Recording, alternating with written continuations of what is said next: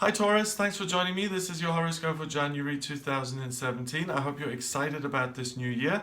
You have a peculiar, very unique perspective here at the beginning of the new year. You've got a lot of Capricorn practical energy in your ninth house of education and growth and travel and kind of making your life bigger and richer.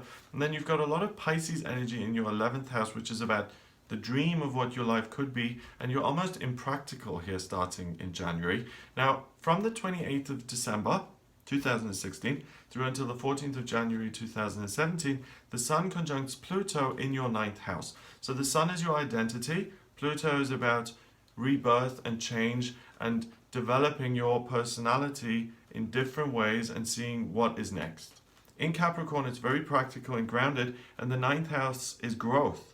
So the question is, how can I grow as a person? Do I need to go back to university or go to university or college for the first time? Do I need to travel the world? Do I need to take a course in massage therapy? And you're really going to be asking yourself that in the sense of, okay, I've been there, I've done that, I've been around for a while, what's next?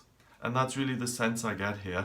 At the same time, you've got that Pisces energy in your 11th, which gets even stronger on the 3rd, when Venus, the planet of love and beauty, goes into Pisces in your 11th. It's really about what is the dream for my life? Like, what do I really want to do here? How can I not compromise anymore? How can I do things that are from within rather than what my circumstances will allow? And the focus becomes much more on inward to outward rather than outward to inward. And I think you stop being controlled by what's going on, and you want to really focus on making your life a reflection of what's going on internally. From the 4th of January through until the 19th, Venus, that personal planet of love and beauty, begins to conjunct Neptune, which is the higher harmonic of Venus. So Venus is a personal planet and affects your personality. Neptune is an outer planet and really affects humanity as a whole, and it's kind of love on a global level. And when these two come together, there's really a very peaceful sense of, I'm one of many, I'm just as good as everybody else, I have dreams and hopes for my life, and why shouldn't I realize them?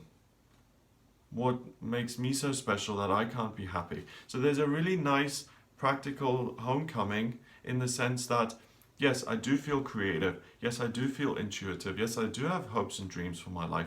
And I'm actually going to focus on implementing those. So it doesn't feel very kind of January, let's hit the ground running, let's sort everything out, let's get all the details. You almost float into the new year in this little bubble thinking, okay, well, this is my year. How am I going to make it fit? How am I going to make this year suit me? And that's nice, because when you think like that, you can really create a reality around you rather, like I said, responding to things that are putting pressure on you. Because as long as you do that and you don't shape your life the way you want it, then the world will dictate to you and you're not going to get as much out of it. So that is a long-term influence here from the 4th till the 19th. So keep that ticking along in the background and just ask yourself, is this something I actually like? Now on the 5th of January, Mercury has been in retrograde since the end of December, and it's still in retrograde, and now it retrogrades back into Sagittarius until the 8th. So this really allows you to think, okay, I'm dreaming all these things, how would that look in a practical sense? And where could I be most useful? So again, add that into your thinking and into your research, your emotional research, from the 5th until the 8th. On the 8th then, Mercury goes direct and things start to speed up. And you'll start to think, okay, enough dreaming, I'm actually going to do it now. So Mercury is the communication planet of ideas and exchanging information. And when it's in retrograde, it makes communication, transportation, you in connection with others, it makes it more stifled and difficult. So that is also a good reason why you should dream and stay in your little bubble here and allow yourself to think about these things differently. When it goes direct on the 8th, then get busy and start implementing things. And then it moves forward from the 8th until the 13th, and it changes signs on the 13th, and it goes into Capricorn in your 9th. So you'll really be interested in either signing up for a new course or traveling or discovering a new culture or growing in a personal sense and putting, the money down and saying, I enroll, I've signed up, I want to actually do it. Very concise and very committed. Around the same time, on the 12th, we've got the full moon happening in Cancer, and that happens in your third house at 22 degrees, 22 being the master number of the builder. So you're really communicating with the world in a sense that's very honest, and that really comes from within. You're very earnest. So watch out for people who make fun of you in January. You're not going to have any tolerance or patience for that, because you're really trying your best. You're really saying, do you know what? My life is meaningful and I want to make it good. And if a cynic comes along and says, oh yeah, you want to help other people, don't listen to that at all. And really be very clear on saying, I'm doing good work here. Hey, don't interrupt me. Go take your cynicism somewhere else. I'm not interested, because you can do a lot of good here. You can really change your life in January. And this is the first month of 2017. The discoveries that you come up with and that the things you sign up for in January are going to have a knock-on effect to February and March and April. So you're starting to color 2017 here, and you can trust your gut. And don't put up with any negativity. That's a good rule of thumb in general anyway, but particularly in January, don't let anyone burst your bubble. So these are the main themes here. You're really in touch with yourself and your hopes and dreams, and you're taking action around that.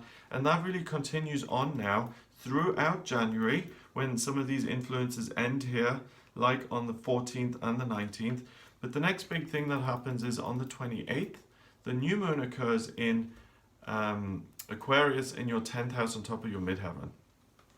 That pulls humanitarian energy in, and the focus now shifts from how do I grow, how do I develop, and you start to ask yourself, how can I support people through my work? On the same day, Mars goes into Aries in your 12th, and you feel much more driven, so now things speed up. So you're a little bit delayed. You don't really start your year in January in terms of taking action. You start it in February when things get quick, but you do a lot more soul searching and questioning and thinking, and that's useful. So allow yourself that time here at the beginning of the year. If you would like a private reading with me based on your specific birth chart, which I can draw up using your place of birth, date of birth, and time of birth, then please get in touch with me for a private reading. My website is gregoryscott.com. Click on the readings tab and you can order your reading with me there. Please remember to subscribe to the channel, and I'll speak to you next month.